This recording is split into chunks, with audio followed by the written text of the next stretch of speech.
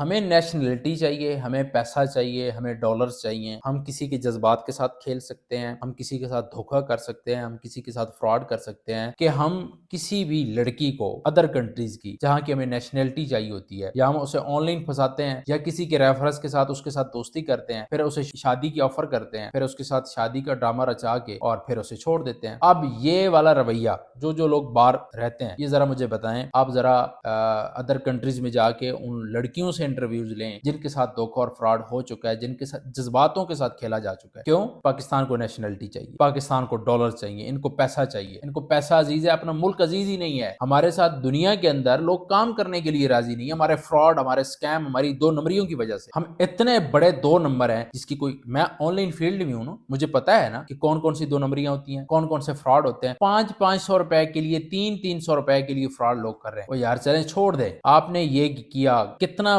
برا امیج آپ نے لوگوں کو پاکستان کا دکھایا کہ پاکستان کیا کر رہا ہے۔ اس سے علاوہ آپ ہٹ کے اگر میں بات کروں فزیکل کاموں کی، وہ بھرمار مچی پڑی ہے، بھرمار مچی پڑی ہے۔ لیکن کیا کریں، اگر باہر کنٹریوں کو، اپنے ملک میں جو آپ گند پھیلا رہے ہو وہ تو پھیلا رہے ہو، لیکن اگر آپ ادر کنٹریز میں جا کے اپنے ملک کو ریپرزینٹ کر رہے ہو اس طرح کر کے کہ ہم تو فراڈی سب سے بڑے ہیں، ہم تو سب سے بڑے سکیمر ہیں، ہم تو سب سے بڑے کم چور ہیں، تو پھر کس طرح کے امیج دکھا رہے ہو؟ ہمارے ساتھ کون کام کرے گا؟ ہمارے ساتھ کون بزنس کرے گا؟ ہم کسی کو راضی نہیں کر پائیں گے۔ آپ نیشنلٹیوں کے لیے، ڈالرز کے لیے، خدا کا واسطہ ہے آپ کے سامنے ہاتھ جوڑتا ہوں کہ اپنے ملک کو ریپرزینٹ ٹھیک کرو۔ فوج پہ، حکومت پہ انگلیاں اٹھانا چھوڑ دو، یہ ان کی غلطی نہیں ہے، یہ آپ کو فوج نے نہیں کہا، یہ کسی حکومت نے نہیں کہا کہ بھائی آپ جمیل جاؤ اور کسی لڑکی کے جذبات کے ساتھ کھیلو۔ کس نے کہا ہے آپ کو؟ یہ کسی فوج نے ٹریننگ دی ہے؟ یہ کسی آرمی نے ٹریننگ دی ہے؟ یہ کہاں سے ٹریننگ ملی ہے؟ یہ دو نمبری کی کہاں سے ٹریننگ ملی ہے؟ اس کو ذرا سوچو، اس کی جڑ پہ جاؤ۔ یہ مدرسوں سے مل رہی ہے، یہ اسکول سے مل رہی ہے، یا گھر سے مل رہی ہے؟ کہاں سے ہمیں یہ دھوکہ کرنا سکھایا گیا؟ رسول اللہ صلی اللہ علیہ وآلہ وسلم کا فرمان ذیشان ہے کہ جو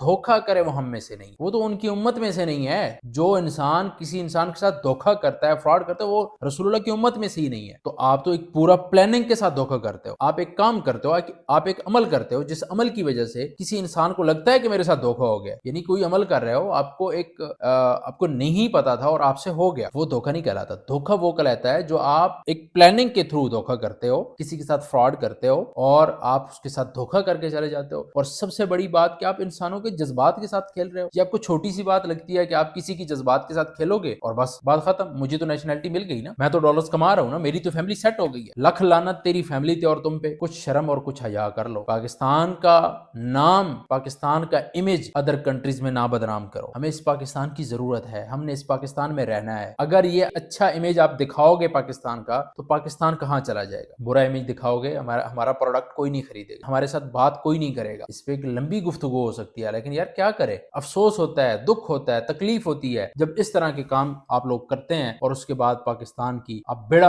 اپنے ملک میں تو اپنے بہن بھائیوں کا تو گلا آپ ذبح کر رہے ہو، ان کے ساتھ تو دھوکہ فراڈ ہر وقت ہو رہا ہے۔ وہ آپ گوشت کی شکل میں کریں، وہ آپ مثالوں کی شکل میں کریں، جو چیز دیکھتے ہیں اسی کے اندر ملاوٹ، دودھ کی شکل میں، دہی کی شکل میں، ہر چیز میں ملاوٹ ہو رہی ہے، آٹے کی شکل میں۔ کون سی چیز چھوڑ دی ہے؟ پیچھے بچ کے آ گیا ہے جو پاکستان کا نام ہے۔ یہ پاکستان کے اندر تو وہ کر چکے ہو، لیکن باہر کنٹریز کے اندر اللہ کے بندو اس کو بچنے دو، کچھ بچا کے رکھو۔ جہاں تک میری آواز جا سکتی، 10 لوگوں تک آواز جاتی ہے، 50 تک، جہاں تک جاتی ہے، میں تو اپنا حصہ ادا کر رہا ہوں نا، آپ لوگ بھی کریں۔ آپ کے گھر میں سے جانے والوں کو، اپنے بہن بھائیوں کو، اپنے دوستوں کو سمجھائیں کہ بھائی اللہ کے بندو اس طرح کے کام نہ کرو، باز آ جاؤ، ملک کا امیج خراب ہوگا، آنے والے نسلوں کا کیا بنے گا؟ لوگ اپنی نسلوں کے لیے پلاننگ کرتے ہیں، اپنی قوم کے لیے پلاننگ کرتے ہیں۔ آپ نے کیا پلاننگ؟ رسول اللہ صلی اللہ علیہ وآلہ وسلم نے آپ کو کیا پلاننگ دی تھی؟ ہم کیا کر رہے ہیں؟ تو آج کے بعد حکمرانوں کو چھوڑو، اپنے ساتھ ارد گرد ماحول کو دیکھو ہم کیا کر رہے ہیں۔